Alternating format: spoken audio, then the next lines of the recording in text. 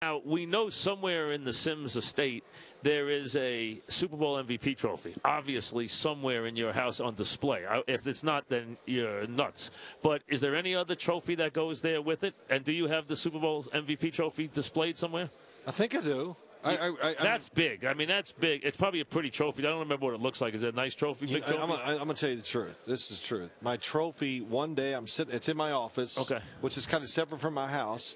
And I'm sitting there, and this loud noise, the trophy broke in half. Is that true? Yeah, it did. It just rotted, I guess, from the inside. It broke and it fell. I have the MVP trophy, and I did get it replaced, the Super Bowl trophy. I have both. That's about the only two things I have trophy-wise in my house. All right. I always, you're always here to analyze it for me, but it's interesting. We talk about guys coming here the first time and how they play. You are the patron saint of guys coming here the first time and being brilliant. Everyone wonders this week, Roethlisberger's been here. He's done it. Aaron Rodgers, will he be too pumped up? Will he have problems his first time? Now, you're the guy who came here and had the perfect game your first time. Do you see that as a factor for Aaron Rodgers at all? Do you think Aaron Rodgers somehow has trouble relaxing the night before? Has he come out uptight the day of the game? I mean, is he just were you nervous the first play of the game? No. Nothing. No, I know you threw the pass over Tom Jackson's head. Yeah, you threw that really tough pass on first down. It was like a 17-yard in cut. Yeah, so that was our dump pass. Right. Yes. But I mean that's a nice way to you didn't open the game handing off tackle. You opened the game with a 17-yard in cut to open the game. And we knew. Of course, the one thing you can predict a few plays when you have 2 weeks to get ready.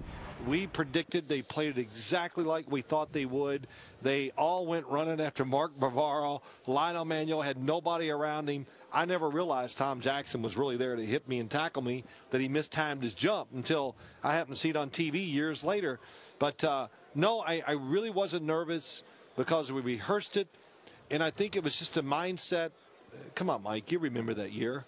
It wasn't like I went out there and it was a parade for me because we were in the Super Bowl. It was like, well, they made it despite Sims. I mean, that's kind of how. No, you were there. You had arrived the year before. You had arrived the year before. You had a big year the year before. You had a big statistical year the year before. And then that year, you guys won so many. People forget because the team was dominant in the playoffs. I think 7 games. You guys won like so many games by 3 points. 3 or less. It was crazy. We went through a run. It was an NFL record. Every game. The Minnesota game, obviously, and every game. And then in the playoffs, everything came together. It's interesting. Mike Tomlin, we talked about that last week. I talked about it a little bit in the game, or 2 weeks ago.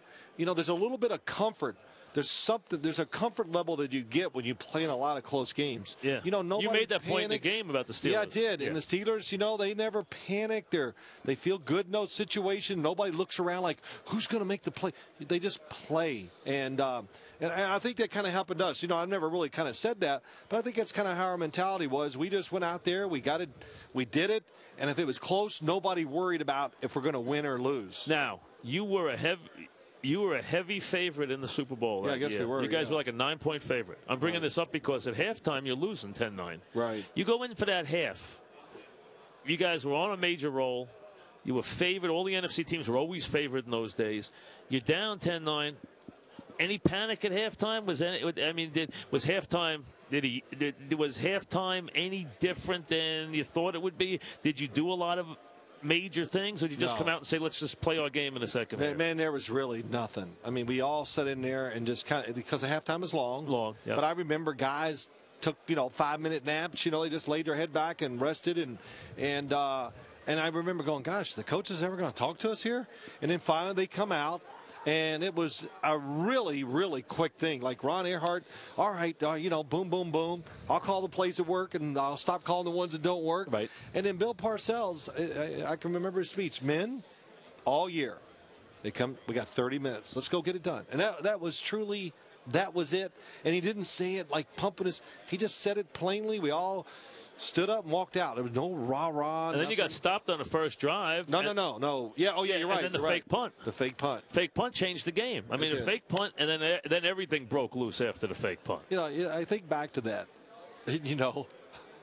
And I've seen the It's a nervy fake punt. I've seen the tape. Arapaho. And Bill is, yeah, you're right. And Arapaho. Bill's over there. Bill is sweating it up, boy, wasn't he? When you look at the tapes, he was over there fidgety, and when they made it, he's like, oh, gosh, because it was a big moment. It was a big backfires moment. on him. Absolutely. It could have cost us the game. He wasn't Bill Parcells yet either. So, right. you weren't Phil Simms. He wasn't Bill Parcells yet. Right. You guys didn't have all your championships yet. But that was a big play. We did it so much that year. You did a lot of it. Oh, my gosh. And did it in the 90 championship game when you were hurt. Did it in that game, too. Fake punts, fake field goals. Yep. We were the kings of that. And, of course, hindsight is always great. We're always geniuses after the fact. I know that. But you look back, and I think of all the chances that he took in his career. He'd like to take chances. And you know what? That's why when I see Bill Belichick. Takes a lot of chances. They take chances. Bill Belichick. Jimmy Johnson took a lot of chances. Yeah, it's just. Momentum changes, Johnson always told me. Momentum changes. I always look to change the momentum in the big game. I wanted to get the momentum back my way in the big game.